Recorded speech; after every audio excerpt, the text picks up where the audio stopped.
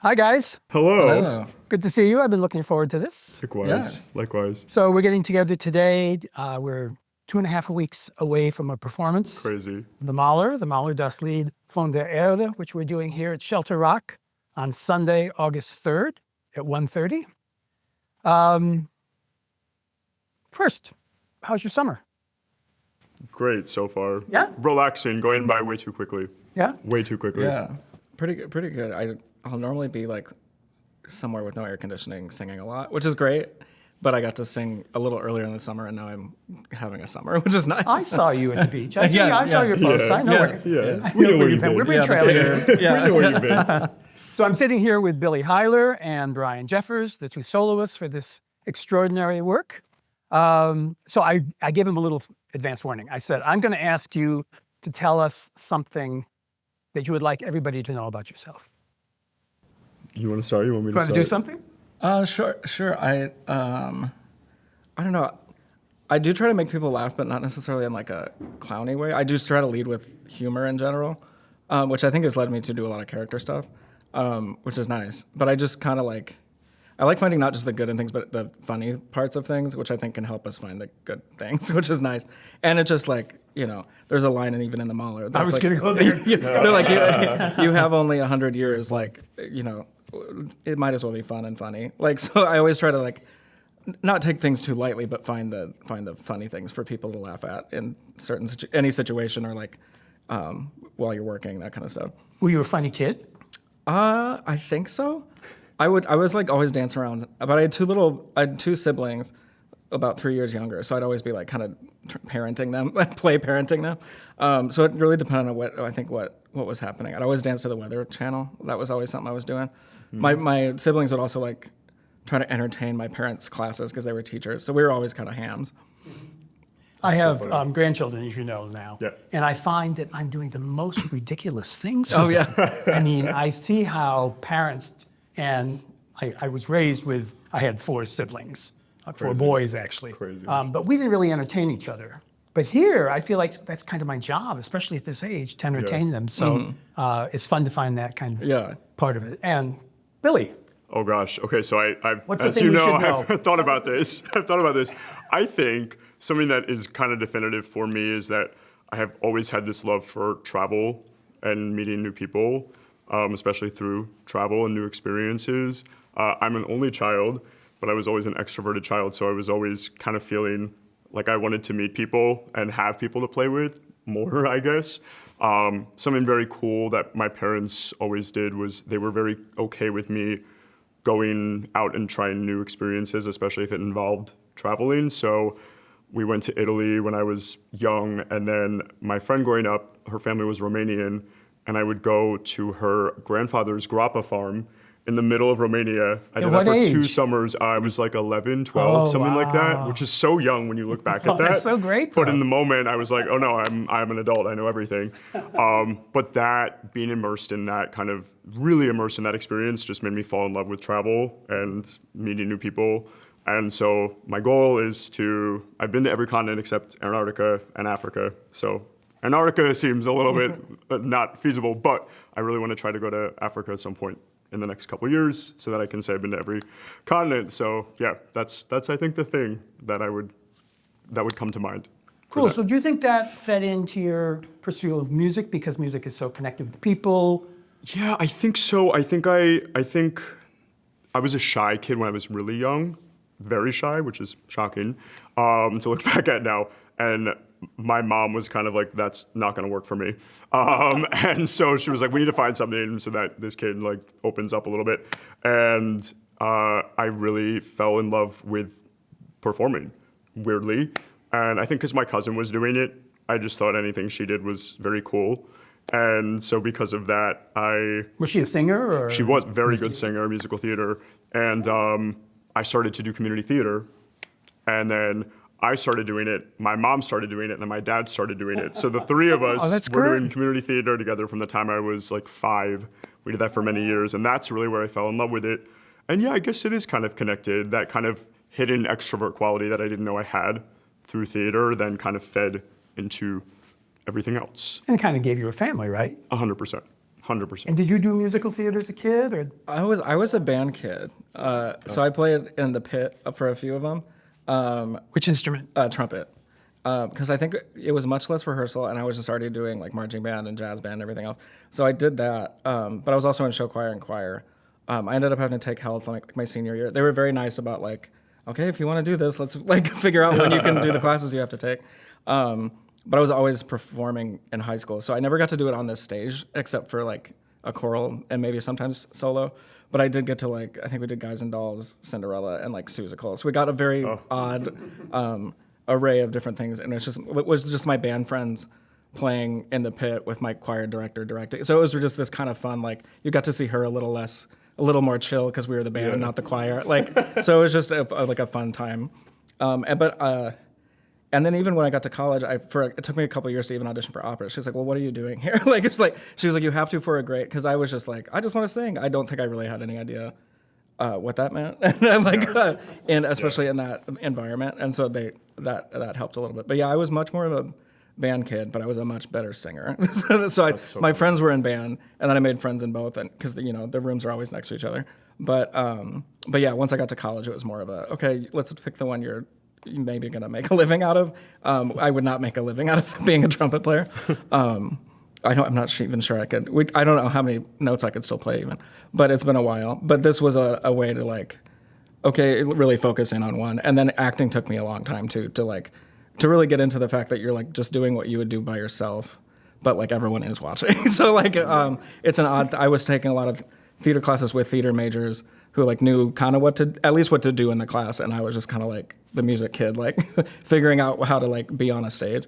So I've always kind of like been there, but never quite on it until later. I find this interesting. I think I've had 3 tenors here who played the trumpet. That would not surprise me. So I don't know, some will pursue that Yeah, some there's a other lot time. of like, That's crazy. Let's unpack that. Yeah, that's crazy. there's a lot of very like ego jokes that could be going there. Yeah. A lot of lawyer jokes are interchangeable with trumpet and tenor jokes. That's That's very funny. Well, this is an interesting piece, pivoting to the Mahler, in the fact that it involves 2 soloists. So it's quite unique in the repertoire, given this kind of structure that he's created. Yeah. And as you know, it's unique in his symphonic repertoire. Yes. Bernstein said this was his greatest symphony. And as you know, he didn't want to say it was a symphony because he had written 8. He figured if he wrote 9, that was it. Because Beethoven and Bruckner, that's it. Yep. They got 9. He thought, I'll probably only get 9, so I'm not going to write 9. I'm not even going to call it 9. So he did write 9 later. And he started 10. Yeah. But 9 was his last. 9 was his last? Yeah. Yes, true. So he cheated himself out. Not for lack of trying, yeah. So maybe he knew something. It's true. So Worrying is a self-fulfilling prophecy. Yeah, truly. one of the dynamics that interests me is having 2 people inhabit this role, because he describes it as kind of an every person role, right? Yes. And so using 2 different voices. And those of you who don't know, this was scored for tenor, always tenor, then alto or baritone, and he specified that, right? But Bruno Walter, who was his best friend and very connected with him and his great supporter, and really his best friend, like family, said, oh, it's just sacrilege. It's sacrilege. It has to be an alto. It has to be an alto. Yeah. And yet many of the great artists, most of the great artists, all the great conductors have done it with 2 men. So I'm kind of intrigued about that process, because he was trying to write a person, the every person. So you're both inhabiting kind of half a person in a way, Totally. right? And in some ways, Brian, you have the comedic role. Yeah, it's kind of Dionysian Is for it? sure. Well, It's- yeah. And you have the more serious role, right? Yes, indeed. Well, you're both talking about big issues. Yeah. You're talking a little bit more probably about pain and laughter through pain. And you're probably I should tell you, what are you talking about? Yeah. What are you singing about? I mean, I feel like the baritone, alto baritone stuff is really a journey in and of itself between the 3 pieces. And I've always found it to be really, I guess, emblematic of what Mahler was going through when he was writing it. Because that year, he wrote in 1907, and that year was a crazy year for him. And we should probably say, people who don't know, what happened in that.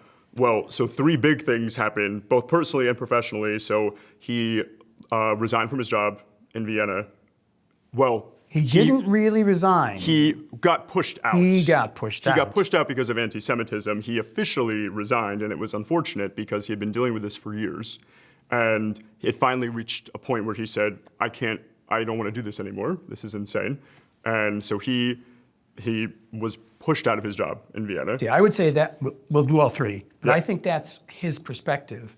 Also, if you read what was going on currently at the time, he was very difficult, right? Yes. And he was programming things that they didn't want him to program. Yes. And it was too expensive. Yes. And a lot of the musicians didn't like him because he was so exceedingly particular on the things he wanted. I read something that said like he treated either the singers and maybe all the musicians like they were animals in a zoo or something like that. Like literally verbatim, they said that. I was like, oh my gosh. And he was very strict with audiences for the first time. It was very like, you don't leave, you sit and you listen to what I'm doing. Yeah. He apparently was very tight and strict about all things. So anyway, so that was one thing. That was one major thing. And so I see it as he was pushed out. Oh, a lot of 1000%. writers say it was anti-Semitism. Yes. We don't need to even go there, but it's a very interesting part of his life and of this journey. Yes. And then number two was he lost his daughter, his tragically. pride of his life. Very tragically, which changes you It was scarlet fever, right? That sounds right. I think she was around 11 or something. She was wasn't young. it? Yeah. Wasn't that She right? was young. And then he also got diagnosed with a heart condition and knew that his time was numbered as well. I want to say something about that too. Please. What's so interesting is he was diagnosed with a heart condition, and what he loved to do was to hike and swim. He was a real outdoors person. And so when he was getting ready to write things, he would just go to the mountains and hike. And they said sometimes hike for days and days and days. So when his daughter died, the doctor said, well, I should probably just check you out since you're here, and diagnosed a heart condition. He was kind of misdiagnosed. He didn't have to stop. They told him, do not hike. You need to be sedentary. And he felt like his life was over in that way. And afterwards, they said that was a misdiagnosis. He did have a heart condition, but exercise actually would have helped him. So there's a double tragedy. I mean, there are many tragedies in the story, but here the thing he loved most, or the three things he loved most: his work. Even though he was negotiating coming to the Met, he didn't really want to come to New York. Yeah. And it was Vienna, and Vienna was the center of the music world. So no one wanted to leave there, and he went very young, and it was amazing that he got that position. So that's where he wanted to be the rest of his life, without a doubt. And then to lose his daughter, whom he loved so much. And then personally be told not to do the things he loved so much, to hike and to be so active. Yeah. So anyway, so we have those three huge things happen. And I feel like, particularly in the pieces that I sing, you can really hear him almost grappling with this kind of like winter of his own life and just this tragedy that befell him in a very short period of time. And I think you're dealing with themes you're dealing with like these transcendentalist themes. Like you can hear the text painting, and like he sets a scene so brilliantly. It almost within measures, you're like, I know exactly where I am. I can picture this. I don't even need to know German or Mandarin or anything. Like I can just put myself there just based on what I'm hearing, which is brilliant. So you have these like sort of transcendentalist kind of themes going on, which is one thing that I think is just a through line to this whole piece. But then you also have these really intense themes of kind of navigating the complexities and the meaning of life, particularly end of life, and what that looks like. And there's this really beautiful kind of like uplifting quality to it that at the end that I think is maybe unexpected for people. Because certainly opera doesn't always go that way. And art song doesn't always go that way. There's a lot of things. And life doesn't always go that way. And life doesn't go that way, exactly. And there's a lot of things in classical music, I think, particularly that, and art in general, that skew tragic, which I love. I think we all love, and that draws people in. But there's always something really beautiful when there's this hope that's kind of implied, that I think is implied throughout this piece. There's this like weird, subtle kind of like ember, for lack of a better word, of like hope throughout this whole piece that am just obsessed with, truly. And it's there, it's kind of present throughout this whole piece that really kind of drives everything forward and is so exciting as a singer to be able to kind of hear that and be a part of that. I don't know.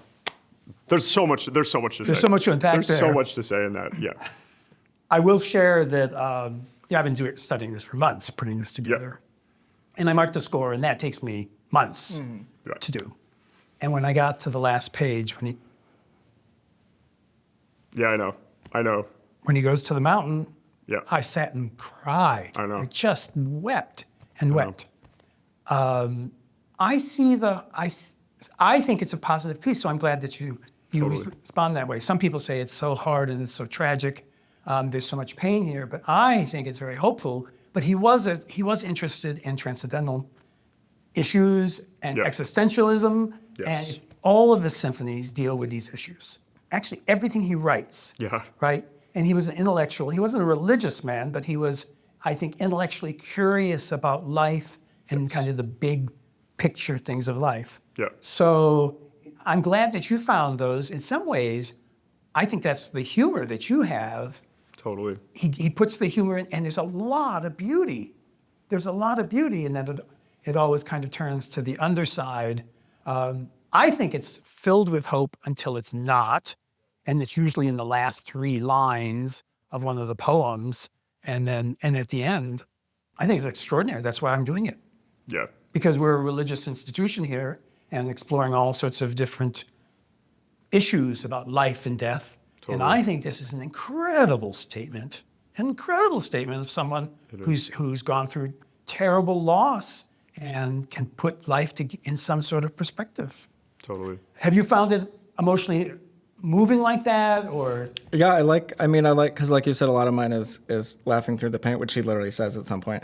And so I think it is funny where it's very like, yeah, here's what it is, and we're gonna talk about it now. And so it's very there is this level of, even when it's laughing, he's talking about how it's sorrowfully laughing. Like there's always this kind of he's good at making the hope and the sorrow be there at the same time without it being melancholic at all. It's just very heroic, or it kind of just goes through all these emotions you would feel in these situations. It's also incredibly like with the transcendental stuff, so environmentally like conscious, and how there's a line in one of them where it's like, I've been here hundreds of years and will be here hundreds of years, and you will be here not even 100.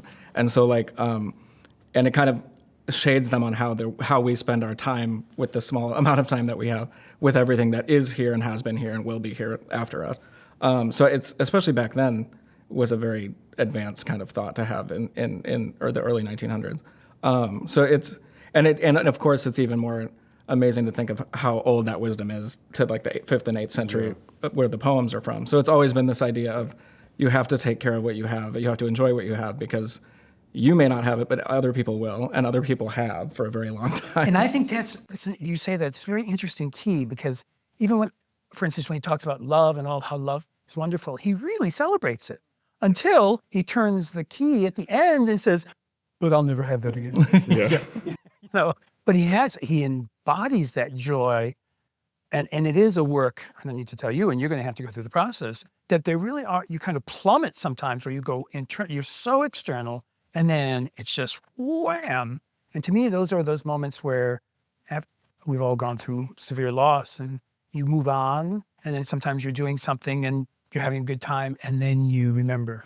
Mm-hmm. Mm. And I feel like that's what he does. Sometimes he just kind of it's not cyclical at all. Yeah. Here's the text. I printed them out for you guys in case you wanted to talk about it. Yeah. So, Brian, this is impossibly hot. Yes. And he wrote it to be nasty in a way. He Yeah. wanted the tension in the voice, right? Yeah. Right? Tell me about, and you're young. Mm-hmm. You know, this is Yeah, a this big is chunk not of necessarily a role I'll probably end up doing too many times. It is often going to a quite heavy tenor, so it's a blessing to be able to do this. But it's a challenge to be like, how do I do this in my voice in a healthy way? Because I listened to Fritz Wunderlich a lot. He had a lighter voice, and he has no problem up there. But it's unrelenting. He really keeps you above the staff the whole time, and then once you're tired of A's, he brings you up to a B flat and then down, and then so I mean you have to really. I have so many markings in my score of just like keep everything up and engaged the whole time, because then it's easier. Like you can keep, but it's very easy the way he writes it, because it's very dramatic to like collapse things. Then you can't do that because that next minute he's up at a B flat. Yeah. So yeah, it's at least 2 octaves, and it sits very high. One of the songs I think doesn't as much, but the first song especially is. Well, the first song is really like a slap in the butt. Yeah. It's like he doesn't give you time to warm No. up. Yeah. And I think it's purposeful. Yeah. I think he wanted the voice not to be warmed up. Yeah, 'cause it's and the about as orchestra high is as- wailing away, Yeah. and you are wailing away, Yeah. and it's just like, whoa. Yeah. Yeah, I think it's about as high as that kind of stuff generally gets. Some more modern stuff you'll see B's and C's, but he's really sitting up there more often than his contemporaries would have. So it is, like you said, it's very him painting it in this way. So you have to be able to know you can do that, but know it's it's supposed to sound heroic and tense, and doing it without we're making anyone worry about how you're going to do it. So it's really a stamina thing. Like it was a lot of practicing just orally, and then now it's a lot of, okay, run it, see where the pitfalls are going to happen. Because it really doesn't. I really like that it's both a full symphony and a song cycle at the same time. So that even the way he writes the voice is more as an instrument. We never like start like a verse. We're always kind of slipping in. You're like, in, So you're true. out. Yeah, it really is very. Yeah. good. Yeah. So you always just have to be ready to like. I could be popping up at a B flat in a moment's notice. Yeah. So that makes it's definitely a thrilling sound up there for any tenor who can do it, but it is a very like challenging work in that way. Did you have second thoughts? Because when I asked you if you wanted to do it, I will be honest, I don't think I'd ever thought of doing it just because it is such this big piece, and it's one of the few he has a tenor do it. I think he's another work with a tenor, but he does a lot of soprano mezzo stuff. Yeah. And he'll save choir for the end too. There's something about the voice they really like, but they because Mahler too. We were sitting there for an hour and a half before you do anything, and then there's this huge mass of an instrument. I think sometimes the people who are writing symphonies forgot you could use. So that's what I like. I like that. In some cases he uses the huge choir, and then some cases he uses like a soprano and an alto, or a baritone and a tenor. well, the title of the first one translates into the drinking song of the earth's sorrow. Yeah. Right? So it's kind of tipsy and wild anyway, and full of sorrow. Yeah. Well, I laud you for taking it on, but I hear your voice in it, and I also know the quality in your healthy singer. Yeah. I wouldn't have asked you if I thought it would shred your Oh yeah, no, chords. it's definitely something I when I heard it, I was like, yeah, I'll figure that out. Oh, yeah. A couple years ago, that might not have been the case, but it is it's a certain, you have to have you have to know you have a voice to do it healthily, and you have to know you have enough time to get it in your body, because it's more of it getting it in your body than your voice, because it's such a some of those fortissimos are so big and loud and take everything, and then you have to be ready to be like, you can't give everything because you've got 2 more to do. Yeah, And he's then- great. He's good about. Yeah. The other 2 are at least less challenging. I would Yes. say. Isn't And that then true? I mean, you give it split all up. in the Yeah. beginning. Yeah. Yeah. So we each give each other a break, but we don't ever get to sing together. So he does that a lot. Which is with, purposeful, Yeah, I he think, does, because yeah. you are Totally. the same person. Exactly. Though it would have been interesting, but Yeah. I can't write his piece. Yeah. And your challenges. Well, tell me what your challenges are. Well, I think for me it's the dramatics of it, because I can get wrapped up in the beauty of the text and everything, because it's just so beautiful. I mean, especially Der Abschied, the last one, which means the farewell. I mean, that's actually a scene, in my opinion. That's not even a song anymore. It's almost 30 minutes long. And that one is truly, to me, I almost think about that operatically in a way. That really is like I a scene. think that is. Which is, I think, what he was going for. It's really more a scene. And Some writers say it's 3 scenes, actually. 100%. Yeah, it's a whole story in and of itself in one piece, right?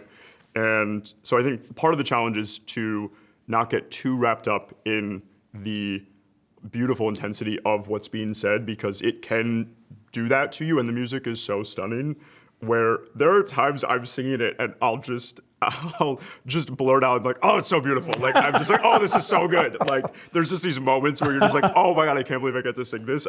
I've literally done that. But the other challenge is it is not technically written for my voice. You know what I mean? It is written for an alto voice. That was the question. Do you feel that it was really written for alto?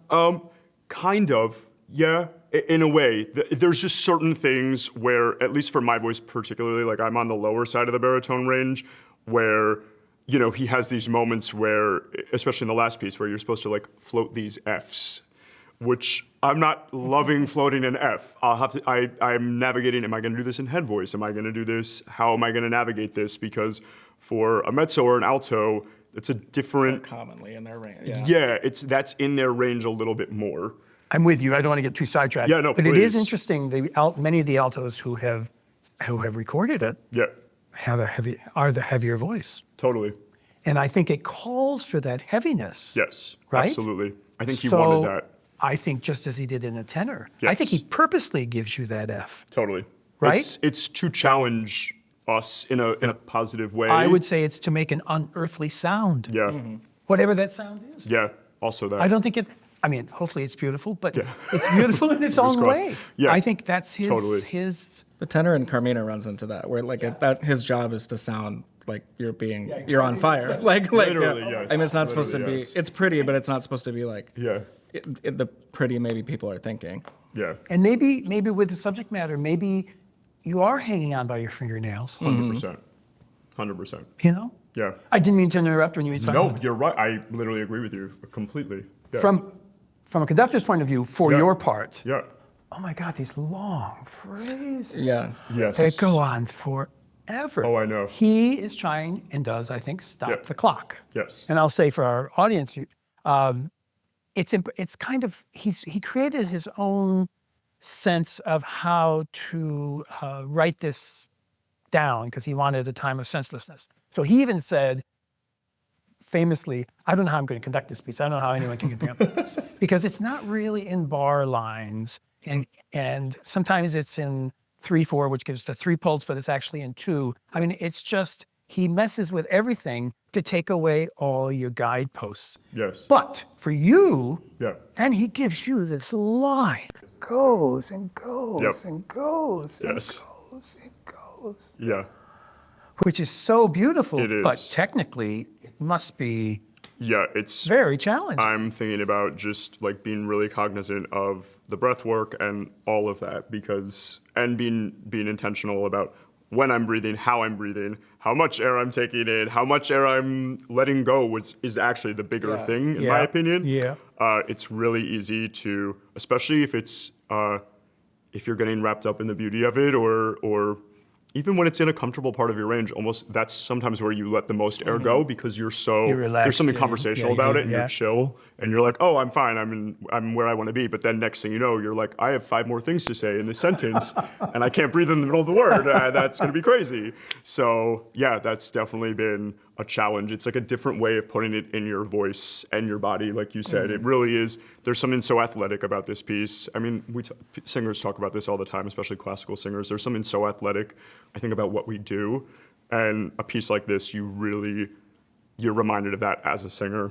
You know, you think about that a lot. At least Explain I that did. to non-singers. What does that Yeah, mean? so I think the same way maybe an athlete has to think about breathing and being body conscious and being body aware and being having stamina. Same thing applies to singing, period, but especially singing a piece like this. You're thinking about, you have like guideposts for yourself. You're thinking about practicing. You're practicing constantly. And it's not just what's happening here. It's about your whole body being engaged. It's stamina without tension. Stamina without for tension. people who aren't singers, right? Yes. So it has that aspect of Yeah. physicality. Totally. But the voice has to be Totally. relaxed and has to be supported. Absolutely. I mean, that's true. And you're doing it in I'm a not a healthy sports way. person, but I think it's probably the same in sports. But Yeah, I had a voice teacher once that said, "You should be tired, but never in your throat. You should be exhausted when you're done. Yes. Like your stomach so should be true. tired. Like Yes. you should be tired. But it's your body that really, and because we're generally unamplified, your body is just taking. You have to use the whole body to make the sound, and then your whole body is also taking the shock of the sound. Yes. And so it's just with this kind of stuff, it's cranked up about sometimes a third, or just Yeah. in general intensity. And so it is more singing like an opera, where it's like I'm out on stage, like, anchored and ready to go. Yeah. But it does have these such introspective parts, so it's kind of playing with how you can show both sides, like you said, how the characters split up, showing both sides of that. This is going to an area that probably we should have done this privately, but I'm not going to. I'm going to do it right here. Because it's a little controversial.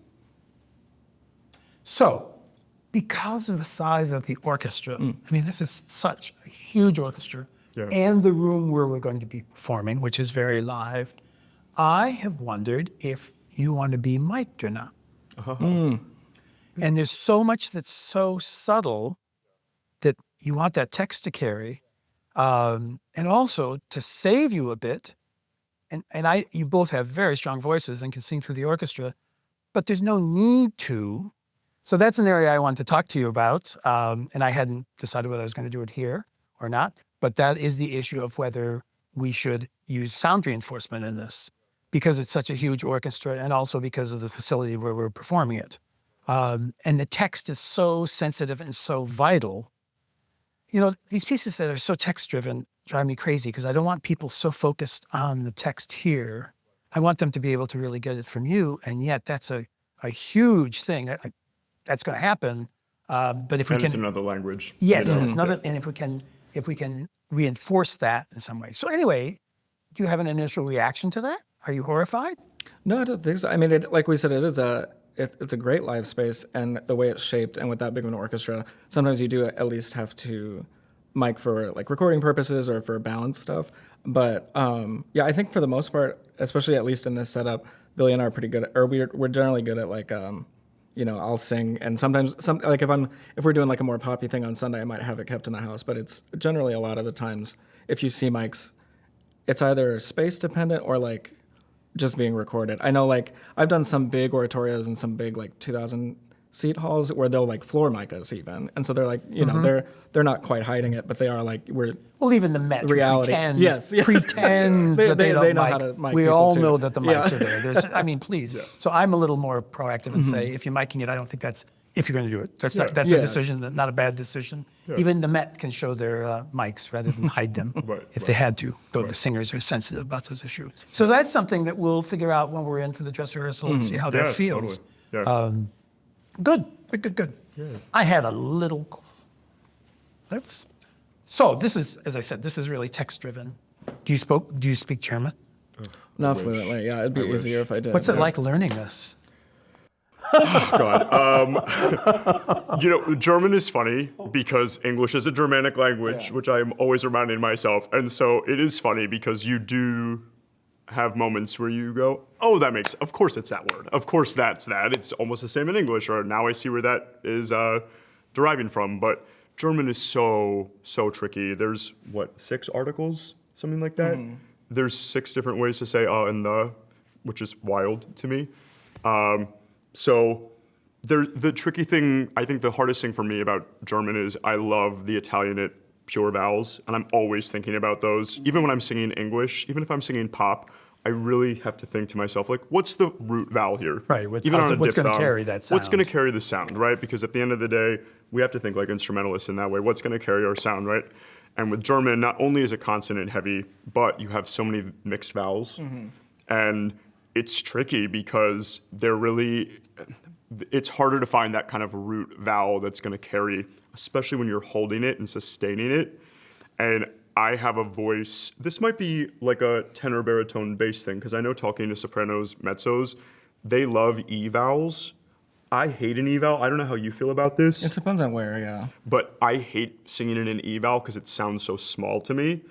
The reality is it actually carries quite well. I think it's better for tenors in a way. Totally. Yeah. I think low voices do not particularly love it.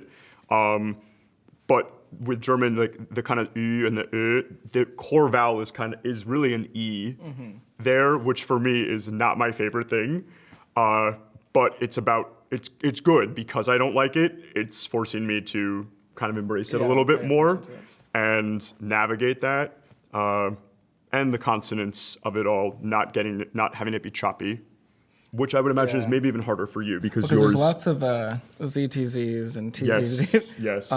There's also just a lot of words in this because it's Chinese poetry that I don't think I've ever sung in German necessarily. Like Totally. jade and porcelain. Jade, and, porcelain, things yes. like that.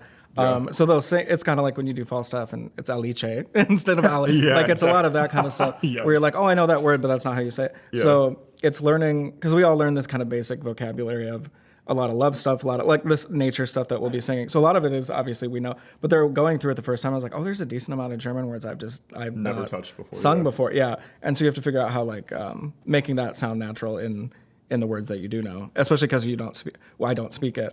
It would be for most singers, it'd be so much easier if you just like knew at least one because you could sing it so much easier. Totally. But yeah, it is a lot of reverse engineering for us if you don't speak it naturally. Yeah. And let's talk about that because we haven't really mentioned the fact these were Chinese poems. You mentioned Yeah. it in passing from the 8th century, right? Yeah.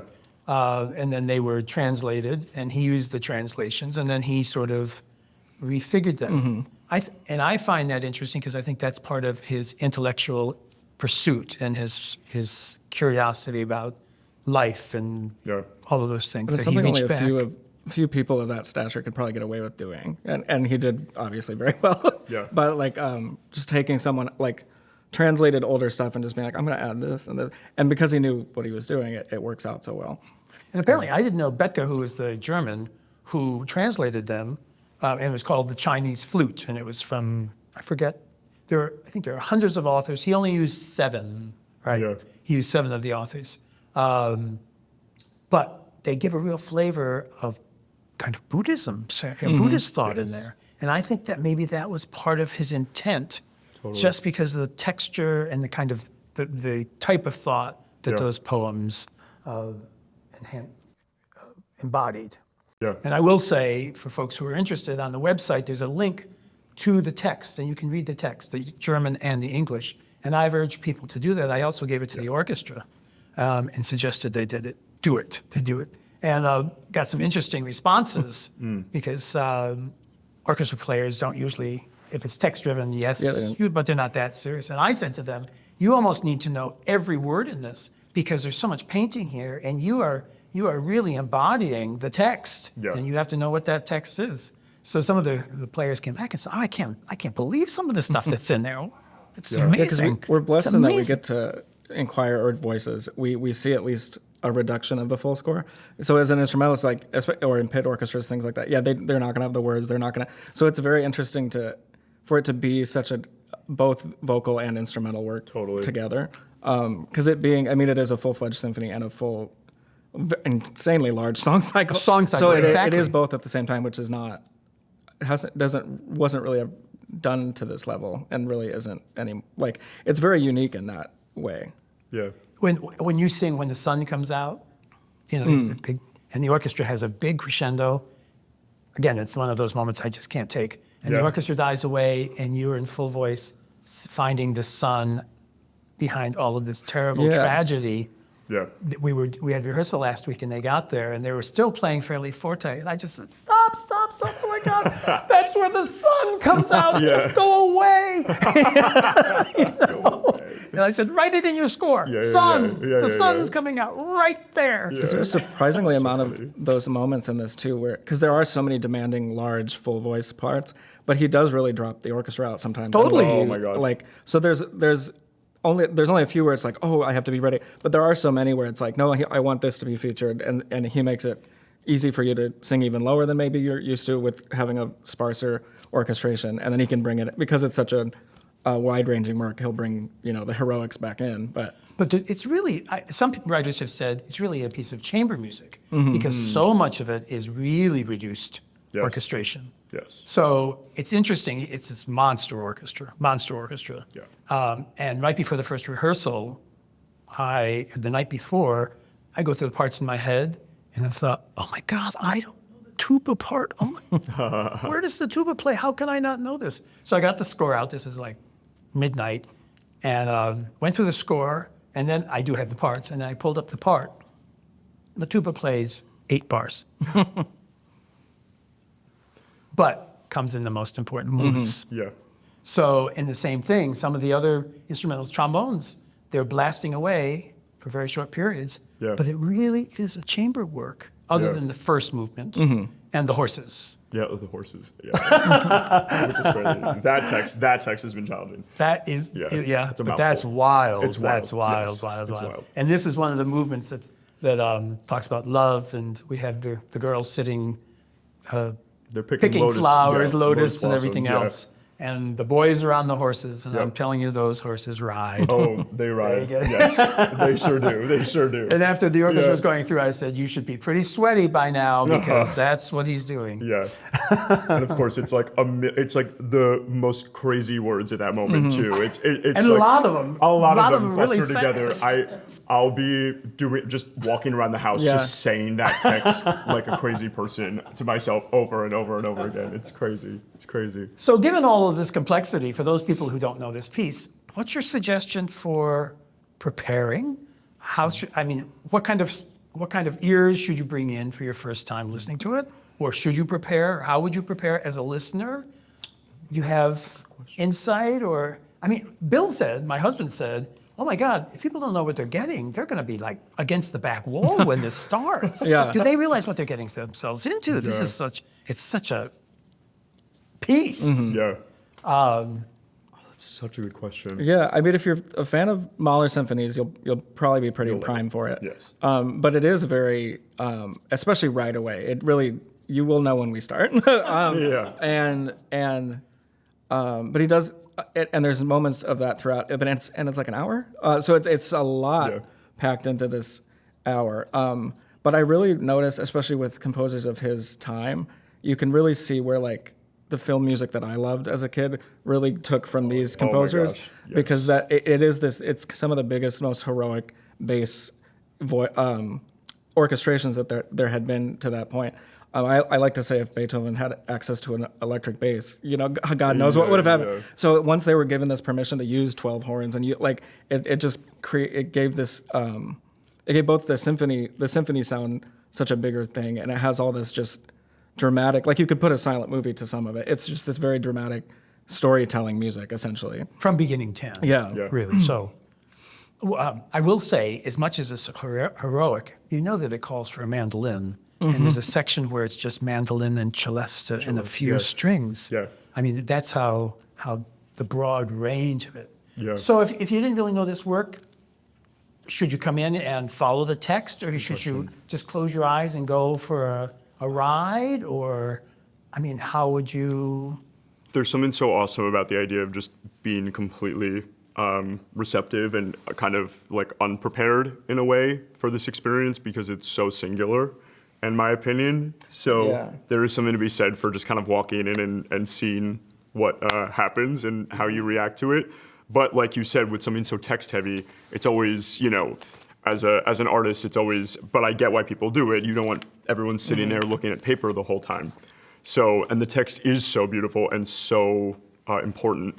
So, I don't know, part of me is like maybe familiarize yourself with the text ahead of time and then just kind of come in and be surprised. I don't know. Because he really does set the scene pretty perfectly. Like He it's does. Eastern without being too much. It's a curiosity. It's a studied kind of. There's lots of octatonic things in it. So it's sounds you're not always going to have heard in Western music. Certainly when he wrote it, but and it's going to be plenty of like the Mahler Wagner-y sound that you're expecting as well. But it's. Yeah, I would definitely just don't expect it to just be like the end of Mahler 2. Like there are some of these really quiet moments, despite there being about 80 of us putting it together. But yeah, I mean he does it. He takes you on the journey pretty well. Yeah.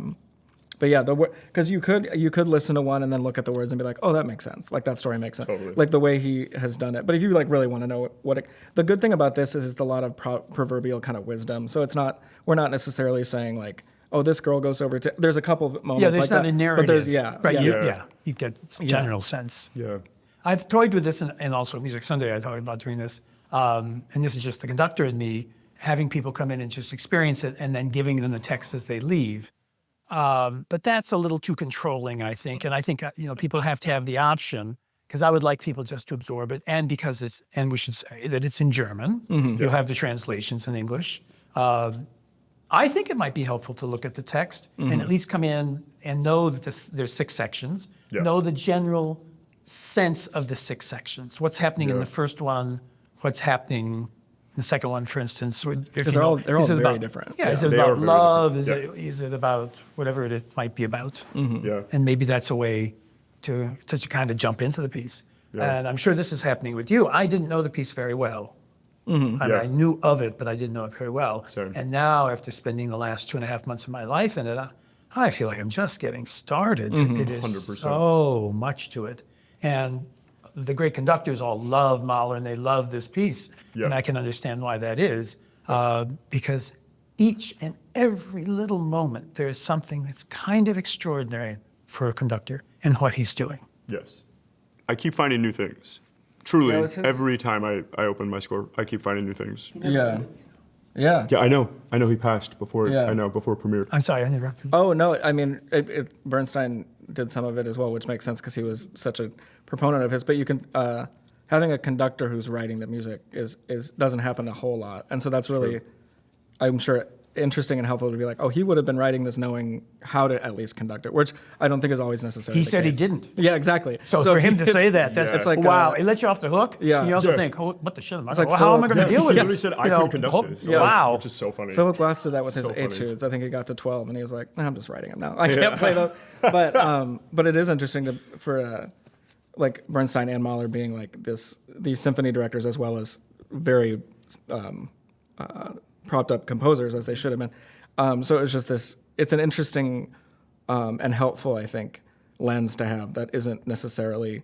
It's like we work with directors a lot who are all from different backgrounds. It's interesting to be like, oh, they used to be a singer or they used to be. Yeah. So it's kind of Ballerina or something, composers can kind of do that too. There's all sorts of instrumentalists, singers, conductors. So it's a really helpful lens to have a conductor who writing this, whether or not he wanted to conduct it himself. Yeah, I think he But- actually thought of himself, I think in both cases, that they thought of themselves as composers. Yes. Bernstein a little less. He really thought of himself like as conductor. So I'm going to. It was their I'm stable going to say paycheck against was this. conducting. Well, actually, Yeah. that's not true because Mahler thought he was the great conductor, and he was a great conductor, and that he was recognized for it. I mean, they were so talented. But I Yeah. agree. My sadness with Bernstein is he didn't write more. Yeah. You know, I feel like his conducting got in the over. way of what the Yeah. gifts we would have from him. Yeah. So, and him, Bernstein as a conductor is a different topic. We won't go into that. How much time? Say. So has this changed you in any way other than being exhausted and kind of spending a summer with Mahler? Oh God. Yeah, it's not. I mean, it's not. Absolutely. Rep. I've done a ton as a soloist. I've done some as in choral rep, but it's a very studious and like difficult kind of rep generally that he writes, and some of his contemporaries as well. But you do when you hear Mahler, you think of it's like when you hear Wagner, you think of one sound, and that isn't necessarily fair. So it's nice to find all these like these different ways he had of expressing all these different emotions he was having at the time. That I think is something only certain people could do, and he really pulls off very well in this. Because all the symphonies have kind of those moments, but like I said, they wait. There'll be one or two songs done by a soloist, whereas this is really everyone's kind of. It never really stops. It's just an hour straight of all of us putting this through a composed like thing together. Yeah. And part of that probably was just where he was in his life, because I think he was pretty halted. I think, well, we know that from his writings and the people around him and alma mater, that he was completely devastated. Yeah. Well, that's another helpful thing is that there's so much like scholarly stuff on him as a conductor, as a composer, as a person. Yeah. Exactly. And that you can really hone in on like, oh, this is what was going on. Because you can with Mozart and them sometimes, but it is we're not quite as far removed from Mahler. And so it's nice to be like, oh, this was in the paper. Like this, these things that were happening were people were talking about them. And so it's interesting to be like, oh, during this time this is all he could do to really keep going. And like you said, it really kind of it gets to a point where you think it's going to end and then it just keeps going. But it's still so compact in that way. Yeah. But yeah.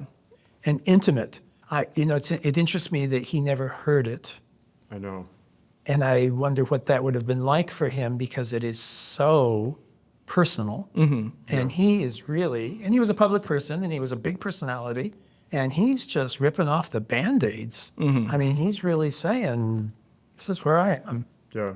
Because he was so scared to call it 9, which is unfortunate. Because then what ends up happening? I mean, granted, he obviously wrote more than the 10 now, but it is. You could almost see that self-consciousness probably of just like I'm doing this one-man show almost of like everyone knows what's going quality. on. Yeah, everyone knows what's going on with me, and this is the music I'm about. Yeah, so that is an interesting point of like.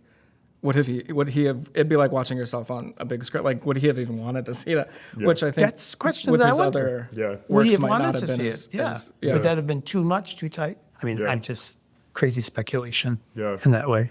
No, it's true. It's true. Yeah. especially that soon, like after everything. Yeah. I think like something else that's kind of like changed perspective for me is that there's this weirdly like observational quality to this whole piece where it's really about, there's something very present about this piece, and it's about the characters are very present, and they're really observing what's around them, and they're also observing their own emotions, and there's something very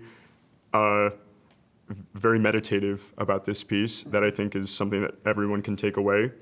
And I think it's very important right now for everybody to kind of take away this beauty in what's happening around you in the present moment, even when it can be very challenging to do so.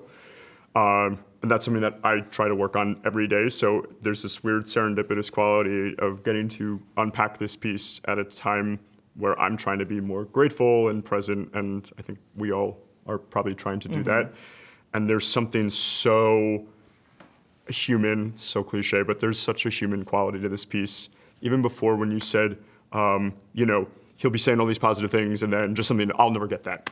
But that's so human. I mean, you think about your own, there's this inner monologue kind of thing. There's like this Virginia Woolf thing happening where it's just like stream of consciousness, which I think is so relatable to people. How often do you go on these tangents with yourself where you think, everything is great. Oh my God, I didn't get that one thing. And that's just so human to just go all over the place with your stream of consciousness. And I think that's something that's so beautiful about this piece. There's something so measured about it, but something so uninhibited and kind of wild about it that I think is really cool. Yeah. Well said. And, really, there's something uninhibited and kind of, wild, but it's so well done. It's so measured, and it's really perfect in my opinion. See, to put my own thoughts in, but No, I please. feel like it's measured because of the poetry, Sure, yeah. and it's wild because of his Humanity that he put into it. horror, Yes. his Yes. manic, crazy Totally. sense of trying to get through this period or Yeah. face what he's had to face. 100%. So you've got that pull of that text, that beautiful text against this Yeah. person. That's why I think your movement goes on so long at the end. Yes. I don't think he can quite pull it together to figure it all out. And he Yes. can't do it, and he doesn't want to do it. And he takes a breath, and he says, I can outthink this. He was an intellectual again. He read all the philosophers. I can figure this out. I can figure this out. I can figure this out. Yep. And then I guess I have to let go to figure it out. Well, and then the even crazier thing to me is in that piece, it doesn't really end, in my opinion. No. It doesn't. 5-1. It does. You don't get that. Not to spoiler. Nor alert, does the but- text. Exactly. The last. Nor does the text. Do I It's like dare a sequel's say? coming. Do I dare I say? don't It's like the know. last I thing you don't say know. in the piece is forever.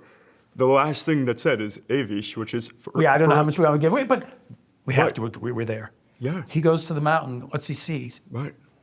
Everything's really greening. It's all. Forever, for It's like- eternity. This is why I'm doing this piece. And so it I doesn't think end this in a is way. You don't leave. You don't leave and go, okay, it's over. But that's his answer. And that's the Oh exactly. dear, we gave it away.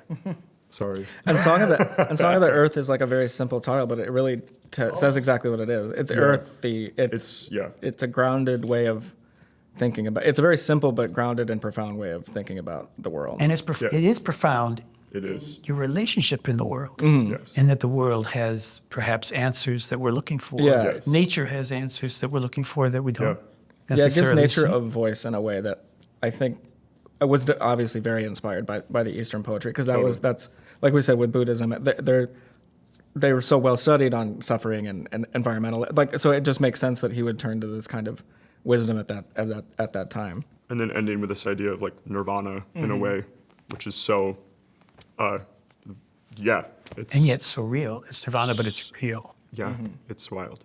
It's a wild piece. So folks, I think we should wind it up there. If that hasn't intrigued you, Yeah, I don't know what else will. I don't know what to say. I know the three of us are going to have the time of our life when we do absolutely. this. And I hope you'll join us. Yeah. Thank you, guys. I'm thrilled to be doing this with you. I'm so appreciative of the fact that you're willing to take this on, because it is a monumental, it's kind of a life journey thing. Yeah, it's a big one. Everyone's like, oh, I wish I can do that. I want to make sure I do We're that. so lucky. Yeah, we really yeah. are so lucky. But this will be all of us. Yeah. Yeah. We will now be part of this piece. Okay, Sunday, August 3rd at 1:30.